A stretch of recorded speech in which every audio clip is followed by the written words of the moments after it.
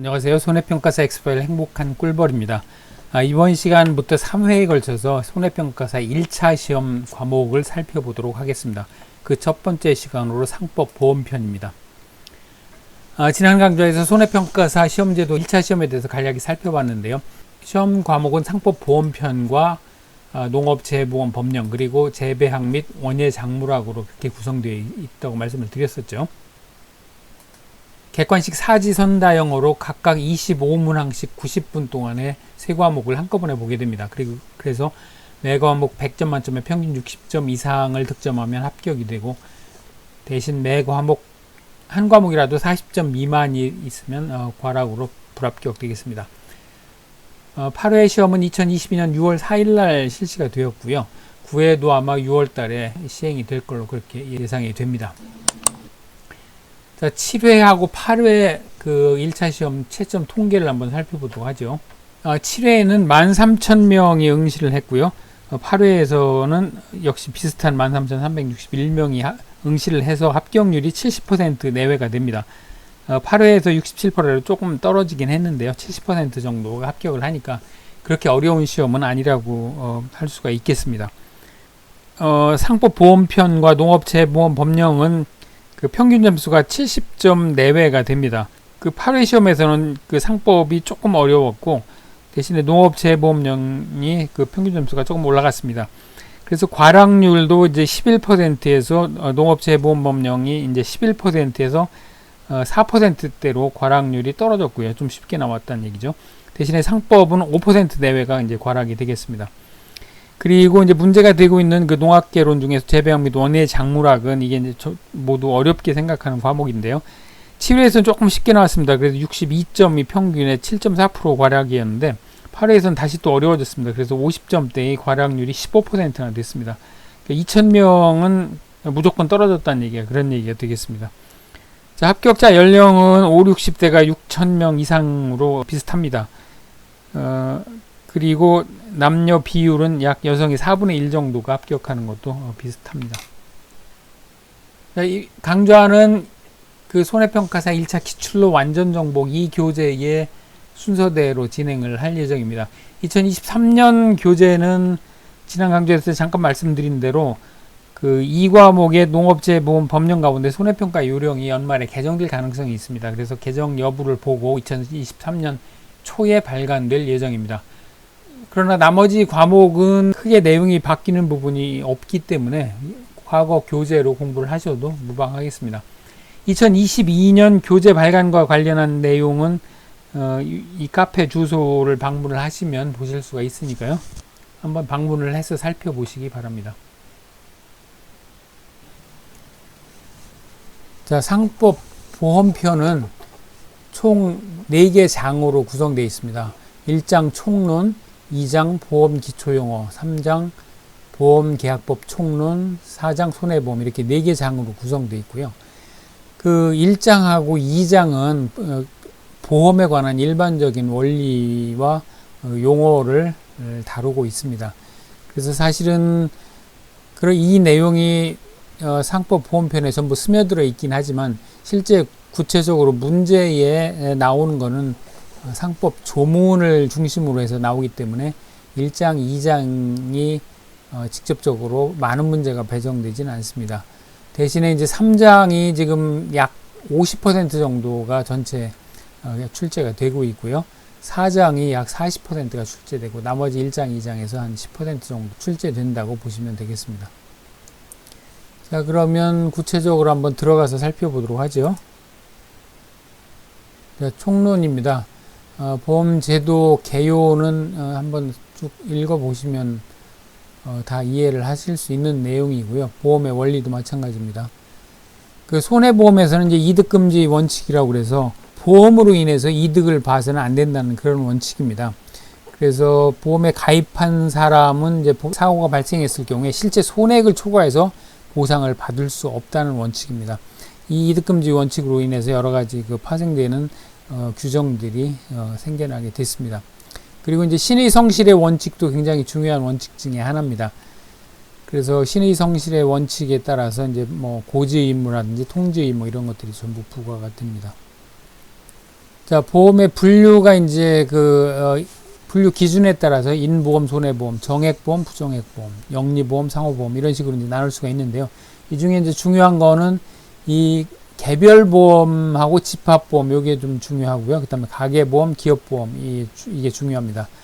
특히 이제 6번의 가계보험, 기업보험 요 부분에서 꼭 한 문제 정도는 매회 나옵니다. 이게 중요한 이유가 상법 보험편은 보험 가입자를 약자로 보고 가입자를 보호하는 그런 규정들이 굉장히 많이 있습니다. 그래서 가장 큰 게 이제 불이익 변경 금지 원칙이라고 해서 상법에 규정된 내용보다 불이익하게 가입자가 불이익하도록 약관에 정한다든지 그렇게 정하지 못하도록 하고 있습니다. 이것을 이제 그 원칙을 불이익 변경의 원칙이라고 하고요. 만약에 이 원칙에도 불구하고 불이익하도록 그렇게 변경을 한 약관이 있다 그러면 그건 무효가 됩니다. 그래서 이제 강행법규라는 그런 그 용어를 씁니다. 반드시 지켜야 되는 이제 그런 법규다, 강행법규다 이제 이런 그 표현을 쓰고요. 이것은 이제 가계보험의 경우에 적용되는 거고 기업보험에 해당하는 재보험이라든지 해상보험에는 이 불이익 변경 금지 원칙이 적용이 안 됩니다. 그러니까 당사자 간의 약관의 상법의 내용과 달리 불이익하게 규정을 할 수가 있습니다. 당사자 간의 협약에 의해서. 자, 그래서 요게 이제 중요한 그런 원칙이 되겠습니다. 그래서 여기서 이제 한 문제 정도가 나오니까 반드시 기출문제를 잘 숙지를 하도록 하시기 바랍니다. 그리고 이제 재보험에 관해서도 두 번에 한 문제 정도씩은 꼭 출제가 됩니다. 1회, 3회, 4회 출제됐고요. 이 상법 문제는 이제 옳지 않은 것, 옳은 것, 뭐 이렇게 OX 문제로 보시면 되겠습니다. 예를 들면 재보험 계약은 원보험 계약의 효력에 영향을 미친다 이렇게 했는데 이것은 틀린 얘기입니다. 여기 보면 661조에 재보험 계약은 원보험 계약의 효력에 영향을 미치지 아니한다 이렇게 되어 있습니다. 그러니까 이 상법 조항을 잘 읽어보면 사실은 거기에 그 답이 다 있는 이제 그런 겁니다. 문제가 그런 식으로 출제가 됩니다. 자, 보험의 역할과 기능, 보험과 유사한 제도, 이거는 어려운 내용이 없으니까 읽어보시면 되겠고요. 자, 그 다음에 이제 2장 보험 기초 용어를 한번 보도록 하겠습니다. 이 보험 기초 용어는 사실은 상법 보험편만 아니라 농업체 보험 법령, 그 다음에 이제 2차 시험에 가서도 계속 나오는 그런 개념들입니다. 그러니까 기본적인 개념이기 때문에 비록 여기서 시험 문제는 뭐 그렇게 많이는 안 나옵니다만 이 개념들을 잘 이해하고 있어야 뒤에 가서 연관되는 문제들을 잘 풀 수가 있습니다. 일단 계약 당사자는 그 보험회사하고 가입자 이게 두 개로 크게 나눌 수 있겠죠. 보험회사를 보험자라고 이렇게 이제 표현을 합니다. 보험자라고 할 때는 이제 보험회사 또는 보험사업자라고 이렇게 이해를 하시면 되겠고요. 보험자를 보조하는 이제 보조인으로 보험 대리상, 보험 설계사, 여러분들이 이제 익히 알고 계시는 보험 설계사, 보험 모집인이라고 하는데요. 이 두 보조인이 중요하고 그 다음에 이제 기타 보험 중개사, 보험의 이런 그 보조인도 있습니다. 보험 대리상은 그 민법상의 대리 조항을 그대로 따르기 때문에 위임한 사항에 대해서 모두 그 행사를 할 수 있습니다. 그래서 의사표시의 통지권하고 수령권 이런 것들을 전부 가지고 있습니다. 대신에 보험 설계사는 보험료 수령권, 제1회 보험료 수령권과 가습증 교부권이 인정되고 그 다음에 보험자 발행 보험증권을 교부할 수 있을 뿐입니다. 그래서 보험 설계사는 그거 이외에는 뭐 고지를 수령한다든가 통지를 한다든가 이런 그 행위를 할 수가 없도록 되어 있습니다. 그리고 이제 보험 가입자 측의 당사자는 보험 계약자가 있을 거고요. 보험 계약자는 보험자하고 계약을 하는 당사자하고 그 다음에 보험료를 납입할 이제 이런 의무가 있는 사람이 보험 계약자가 되겠습니다. 그리고 이제 피보험자가 있습니다. 손해보험의 피보험자는 피보험 이익을 가져가는 주체다 이렇게 되어 있는데 피보험 이익은 뒤에 가서 다시 한번 살펴보도록 하겠습니다. 쉽게 얘기해서 피보험자는 그 보험사고 발생했을 때 보험금을 청구할 수 있고 보험금을 타는 사람을 이제 피보험자라고 합니다. 보통은 보험 계약자가 피보험자가 되는데 이것을 이제 자기를 위한 손해보험이라고 하고, 보험계약자 따로 있고 피보험자, 돈을 받아가는 사람이 따로 있으면 이것은 이제 타인을 위한 손해보험이 됩니다. 그 농작물 재해보험에서는 예를 들면 시설을 임차해서 농사를 짓는 경우에 이 시설물에 대해서 보험을 가입하고 보험료를 내는 사람이 이제 그 계약자가 되는데, 실제로 이게 시설이 재해를 당해서 부서졌다 그러면 이것을 돈을 가져가는 사람은 그 시설 주인, 임대인이 됩니다. 이런 경우가 이제 타인을 위한 손해보험이 됩니다. 이게 이제 인보험에서 피보험자는 보험에 붙여지는 대상입니다. 예를 들어 생명보험이다 그러면 생명을 잃었을 때 잃는 사람, 이것이 이제 피보험자가 되겠고요. 물론 본인이 보험 계약을 하고 내 생명에 문제가 생기면 보험금을 받겠다 하는 이런 계약이라면 보험 계약자하고 피보험자가 같아지겠죠. 그런데 이제 예를 들면 가족 간에서 부부 간에 그 부인이 남편을 위해서 보험 계약을 하는 수가 있겠죠. 그러면 이제 보험 계약자는 부인이 되고 피보험자는 남편이 되는 겁니다.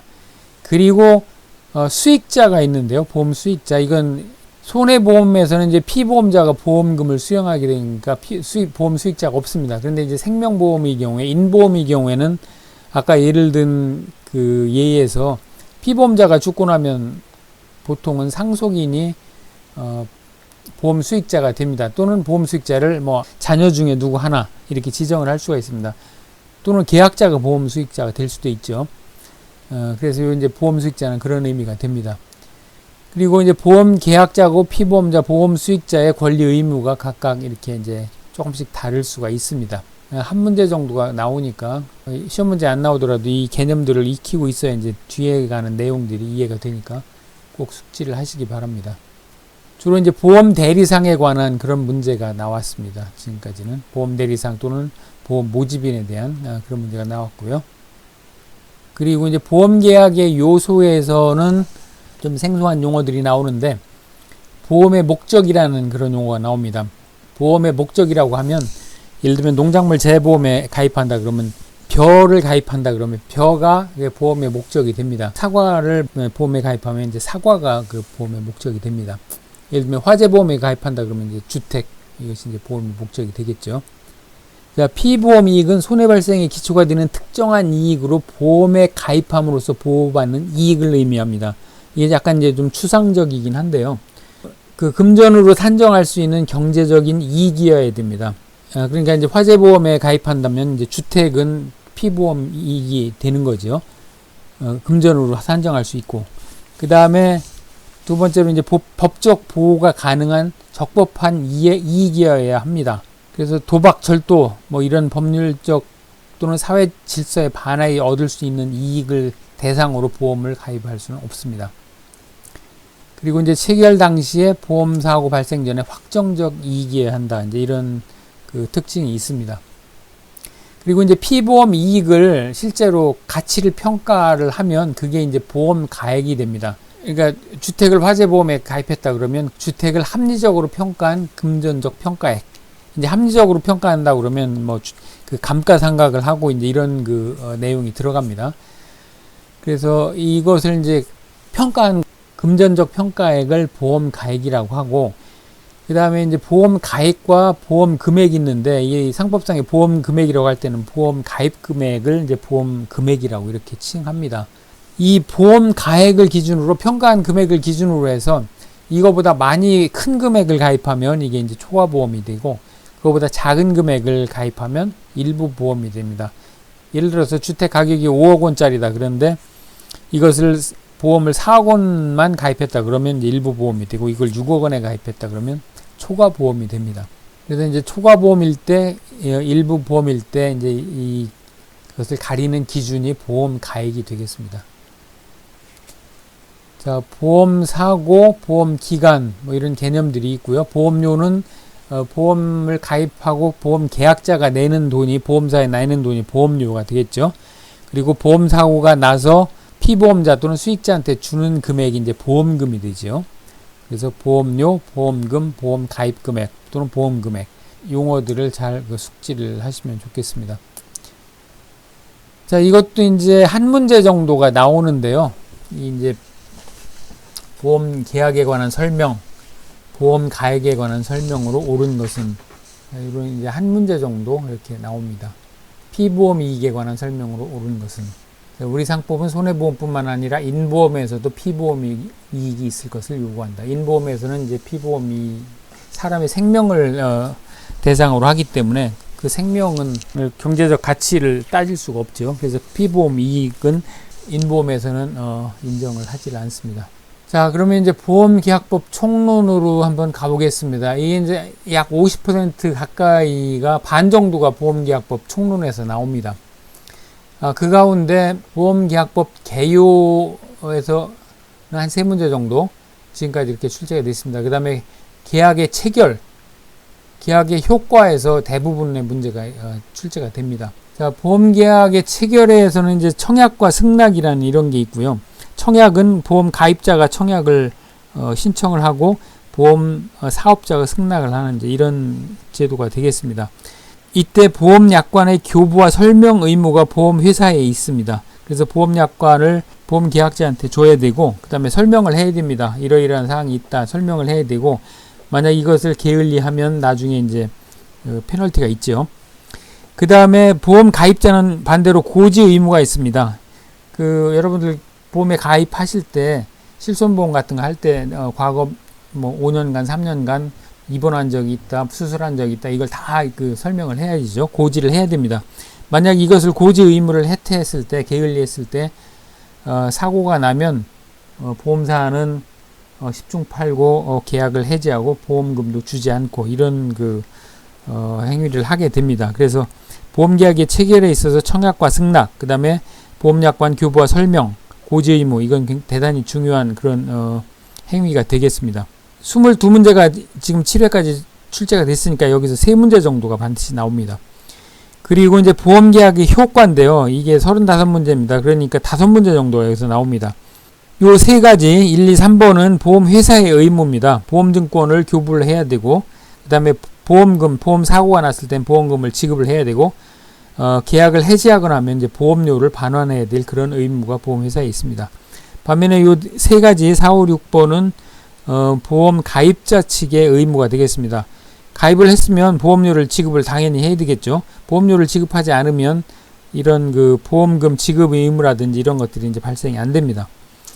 그 다음에 보험 가입한 기간 동안에라도 위험 변경이 및 증가 관련 의무가 있습니다. 그러니까 위험이 증가했다든가 하면은 그거를 통지를 해야 됩니다. 생명보험 같은 거 들었을 때 직업이 바뀌었다 그러면 그걸 고지를 해야 됩니다. 만약 그걸 고지 의무를 게을리 했을 때 사고가 나면 보험사에서 이건 또 딴지 걸고 들어오죠. 그리고 사고가 발생하면 사고 발생 통지 의무가 있습니다. 이 3가지는 가입자의 의무가 되겠습니다. 그리고 보험 계약의 변동도 이제 한 문제 정도가 나오는데요. 보험 계약의 무효, 취소, 어떤 경우에 무효가 되고 어떤 경우에 취소가 되는지, 그 다음에 보험 계약을 변경하거나 보험 계약 소멸, 부활, 보험료를 납부를 안 해가지고 보험 계약이 소멸되는 경우에도 이제 부활할 수 있는 요건이 있습니다. 자, 이런 것들에 대해서 규정이 되어 있고요. 이게 이제 한 문제 정도가 출제가 됩니다. 그 다음에 타인을 위한 보험 계약, 아까 예를 든 그런 보험 계약자하고 피보험자가 다른 경우가 이제 타인을 위한 보험 계약이 되겠죠. 이게 이제 한 2문제 이상 출제가 됩니다. 한번 어떤 식으로 출제가 되는지 한번 살펴보도록 하죠. 보험 약관의 해석 원칙이 있습니다. 신의 성실의 원칙, 객관적 통일적 해석 원칙, 개별 약정 구성 원칙, 작성자 불이익 원칙. 이 작성자 불이익 원칙은 약관의 뜻이 명백하지 않거나 의심스러울 경우에는 고객을 보호하기 위해 약관은 고객에게 유리하게 해석되어야 한다. 이런 규정입니다. 그러니까 분명하지 않을 때는 계약자한테 유리하게 해석한다. 이제 이것이 이제 작성자 불이익 원칙이 되겠습니다. 그러니까 전반적으로 이 상법 보험편은 보험 계약자를 보호하는 쪽으로 그렇게 약자이기 때문에 보호하는 쪽으로 그렇게 규정이 되어 있습니다. 자, 보험 계약의 특성 한번 보시면 이해가 되실 텐데요. 이 법적 성질에 있어서 이게 좀 어려운 용어들이 나옵니다. 유상계약, 쌍무계약, 분리요식계약, 낙성계약, 그 다음에 뭐 사행계약성, 독립계약성 있는데 여기에 꿀팁에 쭉 이 의미의 뜻을 달아놨으니까 한번 보시면 이해가 되실 겁니다. 그리고 또 이렇게 보다 보면 상대적 또는 편면적이다 이런 그 표현이 나옵니다. 아까 불이익 변경금지의 원칙이 적용된다고 말씀을 드렸죠. 그래서 이것이 한쪽으로 기울어져 있습니다. 이게 이 법규가 계약자를 보호하는 쪽으로 유리하게 이렇게 규정이 되어 있는데 이것을 이제 편면적이다, 상대적이다 이렇게 표현을 합니다. 자, 보험약관의 해석 원칙에 관한 설명으로 옳지 않은 것. 요것은 손해사정사 시험 문제에서 가져왔는데요. 손해사정사 또는 보험계리사 시험이 조금 더 난이도가 높습니다. 향후에는 아마 손해평가사 상법편도 이 보험계리사나 손해사정사 시험 문제하고 유사하게 난이도가 올라가지 않을까 그렇게 생각이 됩니다. 그래서 좀 더 깊이 공부하실 분들은 이 기출문제 쉽게 볼 수 있으니까요. 보험계리사나 손해사정사 편을 한번 보시는 것도 좋겠습니다. 보험계약이 성질이 아닌 것은 낙성계약, 불료식계약, 선의계약, 무상계약이라고 했는데 이제 무상계약이 틀린 얘기죠. 보험료를 내고 그 대가를 보험금을 받는 거기 때문에 이제 그 유상계약이 되겠습니다. 자, 이제 보험계약의 체결이 이제 이게 한 3문제 정도 나온다고 그랬죠. 청약과 승낙. 계약자가 보험 가입하겠습니다 하는 게 이제 청약이고, 좋습니다. 받아주겠습니다 하는 게 이제 승낙이 됩니다. 이때 이제 청약일로부터 30일 이내에 승낙 또는 거절의 통지를 해야 됩니다. 보험회사는. 만약 그것을 하지 않으면 승낙한 것으로 봅니다. 자, 승낙 전 보상 요건 30일 내에 그 승낙을 해야 되는데 승낙을 하지 않았더라도 보상할 수 있는 경우가 보험사고가 발생하면 보상할 수 있는 요건이 있습니다. 이것도 잘 익혀 두시고요. 간주 추정 요게 이제 그 시험 문제 단골로 나옵니다. 예를 들면 손해보험계약의 보험자가 보험계약의 청약과 함께 보험료 상당액의 일부를 지급받은 때에는 상법이 정한 기간 내 납부의 통지를 해태한 때에는 승낙한 것으로 추정한다. 다 맞는 얘기인데요. 승낙한 것으로 간주한다가 맞습니다. 이 간주하고 추정이 곳곳에 나오는데 간주하면은 이게 한번 간주가 하면은 뭐라고 본다 이제 이런 표현인데요. 이건 소송을 통해서 판결로 해서 번복시키지 않으면 그렇게 하지 않으면 여전히 유효한 게 이제 간주하는 거고, 추정은 반대 증거가 나오면 추정의 효과는 사라집니다. 반대 사실이 입증되면 추정 효과가 사라지는 게 추정입니다. 그래서 이 경우에는 승낙한 것으로 봅니다. 간주합니다. 그래서 승낙하지 않았다는 것을 법정에 가서 소송을 통해서 판결받기 전에는 30일 지나기까지 아무 얘기가 없었다 그러면 승낙한 것으로 보게 됩니다. 간주하게 됩니다. 이렇게 좀 약간 치사한 그런 문제가 많이 나오니까 이 추정 간주는 반드시 꼭 익혀두시기 바랍니다. 자, 보험약관의 교부와 설명 의무는 이제 보험자의 의무라고 했죠. 그 설명해야 될 내용, 위반 시 효과 이런 것들이 있고요. 보험계약이 성립한 날로부터 3개월 이내에 계약을 취소할 수 있습니다. 이 보험자가 설명 의무를 위반하면 보험계약자는 그걸 사유로 해가지고 3개월 이내에 계약을 취소할 수 있습니다. 이거 3개월 이내를 2개월 이내에 취소할 수 있다 이렇게 약관을 반영한다든지 하면 무효가 되죠. 3개월간 충분한 시간을 가져야 되는데 그걸 불리하게 바꾸는 건 불이익 변경 금지 원칙에 어긋나기 때문에 이제 이런 것들도 시험에 나왔습니다. 그러니까 복합적으로 이렇게 나오는 거죠. 자, 고지 의무는 보험 가입자 측의 의무가 되겠죠. 그래서 고지 의무자와 이제 고지 수령자 시기 방법 사항 위반했을 때는 그 사실을 안 날로부터 1개월 또는 계약 체결일로부터 3년 내에 계약을 해지할 수가 있습니다. 이 고지 의무를 사유로 해서 계약을 해지할 수 있습니다. 그래서 생명보험이나 건강보험, 실손보험 같은 경우에 계약 체결일로부터 3년 내에 해지할 수 있기 때문에 만약에 사고가 발생했는데 그걸 고지를 안 하는데 그게 재발했다든가 그러면 거절을 하거나 심지어 이제 해약까지 이제 합니다. 그래서 고지 의무는 반드시 지켜야 되는 이제 그런 의무가 되겠습니다. 자, 고지 의무에 대한 설명이 이제 굉장히 출제가 많이 되고 있습니다. 자, 보험계약의 효과가 이제 가장 많이 출제되는데요. 5문제 정도가 출제가 됩니다. 그래서 이쪽에 보험증권 교부 의무, 보험금 지급 의무, 보험료 반환 의무는 보험사의 의무였고, 그 다음에 보험료를 납부하고 위험이 변경되거나 증가가 되면 그것도 고지해야 되고, 사고 발생해도 통지해야 되는 이제 그런 의무는 보험 계약자 쪽의 의무가 되겠습니다. 자, 보험증권 교부 의무, 기재사항 이런 것들도 시험에 가끔 나옵니다. 그 다음에 보험증권이 잘못됐다 하는 것은 1개월 이상으로 이의제기할 수 있는 기간을 1개월 이상으로 해서 약정을 해야 됩니다. 이게 이제 이 기간은 1월을 내리지 못한다 이렇게 되어 있는데 이게 무슨 뜻이냐 굉장히 그 질문들을 많이 하십니다. 이 얘기는 이의제기 기간은 1개월 이상으로 정해야 된다 이제 이런 의미가 되겠습니다. 그 다음에 이제 재교부가 있는데 증권 작성 비용을 계약자가 부담을 해서 재교부를 신청을 할 수가 있습니다. 자, 이것도 자주 시험에 나오는 문제고요. 그 다음에 이제 보험금 지급 의무, 이것도 보험자의 의무가 되겠죠. 발생 요건, 청구권자, 지급 시기, 방법. 자, 요거 보험금 청구권은 3년간입니다. 요게 그 2년간이었는데 이게 한 2014년인가요? 몇 년 전에 개정이 돼서 3년간으로 개정이 됐습니다. 그래서 3년간 행사하지 않으면 그 보험금 청구권이 소멸됩니다. 그 다음 면책 사유까지 익혀 놓으시고요. 그 다음에 이제 보험료 반환 의무, 이게 이제 해지가 되거나 무효가 되거나 취소하거나 이러면 이제 보험료 반환 의무가 발생합니다. 반면에 보험 계약자는 보험료 지급 의무가 있고요. 계약 성립 후에 2월이 지나도록 그 납부를 안 하면 해제된 것으로 간주합니다. 이것도 이제 추정 간주 잘 살펴보셔야 됩니다. 그래서 보험료 지급 의무자하고 수령권, 보험료 수령권자, 그 다음에 보험료 지급 지체, 그러니까 보험료를 늦게 납부했을 때는 어떤 효과가 있는지, 그 다음에 보험료의 감액 청구를 할 수가 있습니다. 뭐 위험이 변경됐다든가 사정이 변경되면 줄여달라 이렇게 청구할 수 있고, 반대로 증액을 청구할 수도 있습니다. 사고 발생 위험이 뭐 증가했거나 변경됐다 그러면 보험회사는 1개월 내에 보험료 증액 청구하거나 계약을 해지할 수도 있습니다. 자, 이런 것들 잘 익혀 놓으시기 바랍니다. 위험 변경 증가 및 위험 변경 및 증가 관련 의무도 역시 보험 계약자의 의무고요. 여기 이제 두 가지가 있습니다. 위험 변경 증가 통제 의무가 있고 위험 유지 의무가 있습니다. 그러니까 위험 변경 및 증가 금지 의무를 이제 위험 유지 의무라고 하는데요.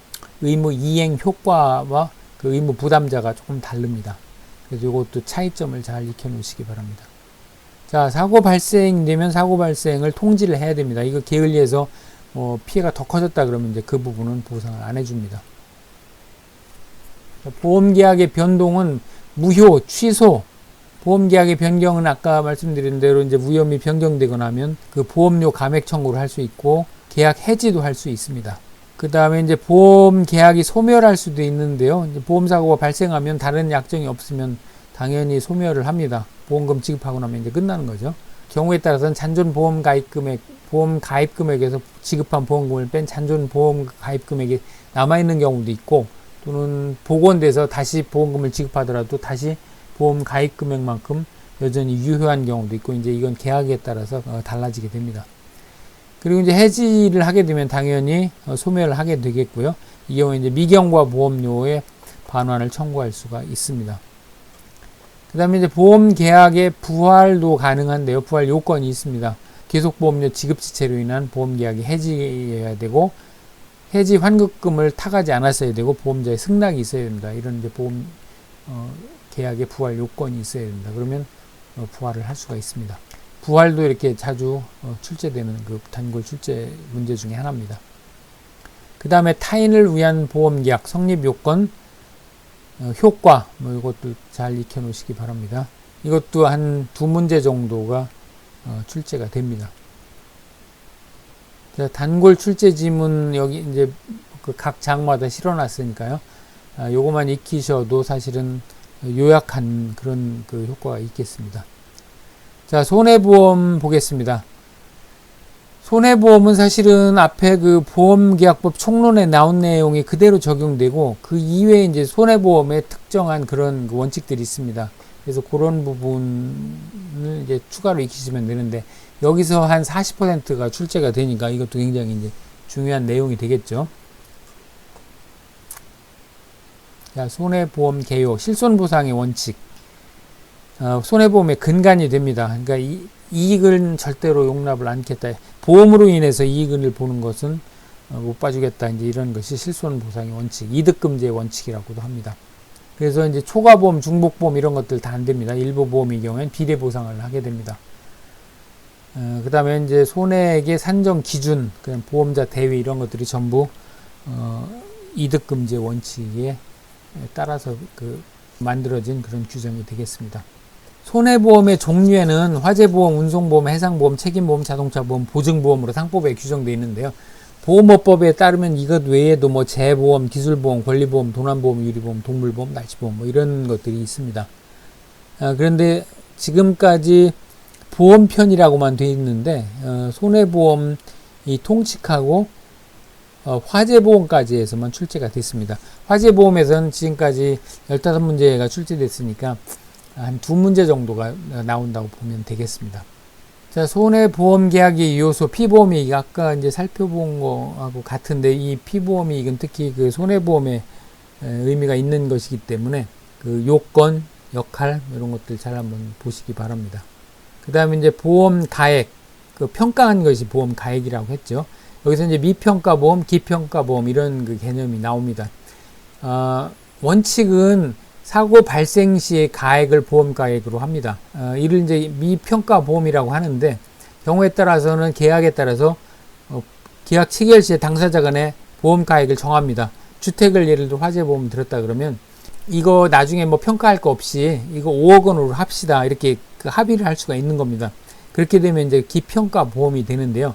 이걸 이제 협정보험가액이라고도 합니다. 나중에 가축재해보험에서 소 한 마리에 그 300만원, 500만원 이렇게 그 협정보험가액으로 가입을 할 수가 있습니다. 이 보험의 원칙은, 손해보험의 원칙은 사고가 발생한 때의 가액입니다. 그러니까 가입을 했는데 이게 뭐 시세가 바뀔 수도 있으니까, 또는 감가상각이 될 수도 있죠.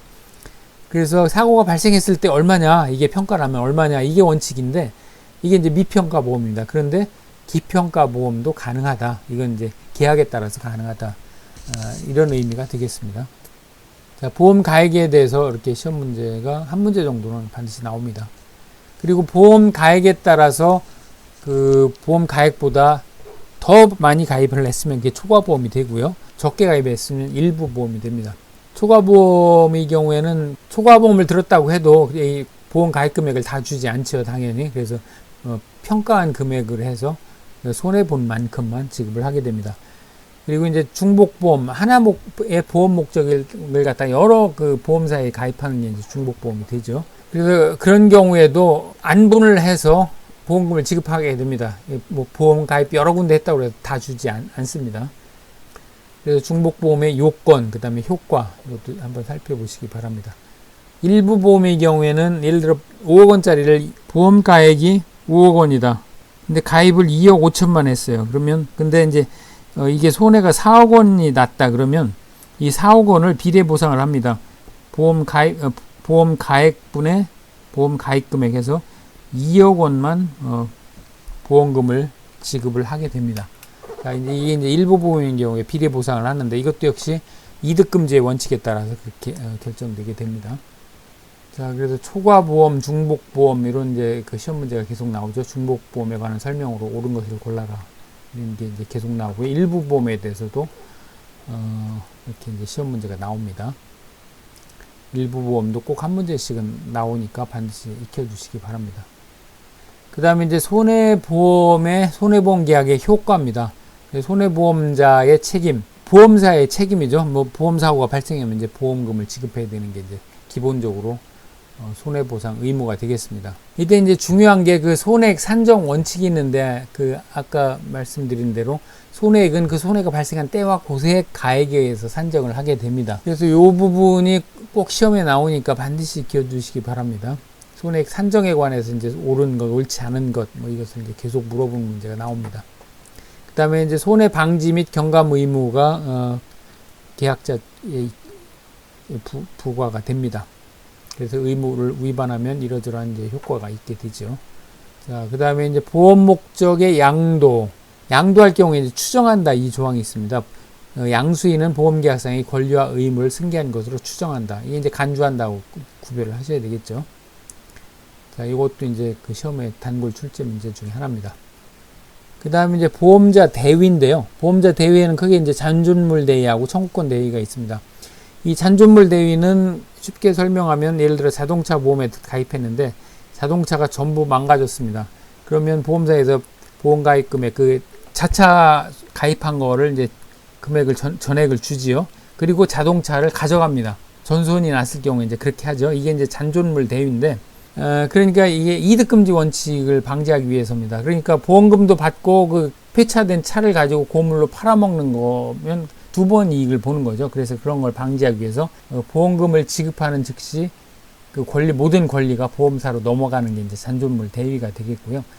반면에 이제 청구권 대위는 제3자에 대한 권리를 보험자가 대신 취득하는 게 이제 청구권 대위입니다. 이것도 역시 마찬가지로 그 이득금지 원칙인데요.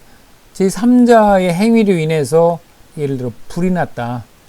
그러면 보험금을 받죠. 보험금 받고 제3자의 불법 행위니까 그 사람에 대해서도 손해배상을 청구할 수 있습니다. 그러면 그것까지 청구도 하고 보험금도 받고 이렇게 두 번 받는 거는 인정이 안 됩니다. 보험금을 지급하는 즉시 손해배상 청구할 권리는 보험사가 가져가 버립니다. 이게 이제 청구권 대위가 되겠습니다. 자, 이것도 단골 문제로 이제 출제가 되니까 잔존물 대위, 청구권 대위 반드시 익혀두시기 바랍니다. 자, 그리고 이제 마지막으로 화재보험입니다. 이 화재보험은 한 두 문제 정도가 출제가 되니까요. 화재보험 증권에 그 추가로 기재되어 있는 사항, 그 다음에 집합보험에 관해서 문제가 나옵니다. 집합보험이라고 하면 집안의 가구나 집기, 뭐 공장 기계, 기구, 원자재 이런 것들을 같이 가입을 했으면 이게 일괄해서 가입을 했다는 이제 이런 개념입니다. 그러니까 개별적으로 특정해서 가입한 게 아니고 전체를 가입을 한 게 되고요. 이게 이제 수시로 교체되더라도 교체된 것도 가입한 걸로 그렇게 봐주게 됩니다. 그리고 타인을 위한 보험의 경우에 가족과 사용인의 물건도 보험의 목적에 포함된 것으로 합니다. 화재보험에서 한 두 문제 정도 나오니까 꼭 익혀두시기 바랍니다. 그리고 이제 여기 기한 관련 요약을 해놨는데요. 이게 권리 의무에서 언제까지 통지를 해야 된다, 뭐 고지를 해야 된다, 해태하면 언제까지 뭐 해지할 수 있다, 이런 것들이 규정이 있는데 이게 단골로 출제가 되니까 이거는 반드시 익혀두시기 바랍니다. 자, 이게 주마간산격으로 상법 보험편을 한번 살펴봤는데요. 이것을 제가 자세하게 설명 안 드리는 이유가 이걸 설명을 드려야 여러분들이 이것을 읽고 이해를 해야 자기 것이 되지, 이거 아무리 인강을 듣는다고 해도 이건 그냥 인강 보는 거, 보고 듣는 거에 불과하지 자기 거가 되지 않습니다.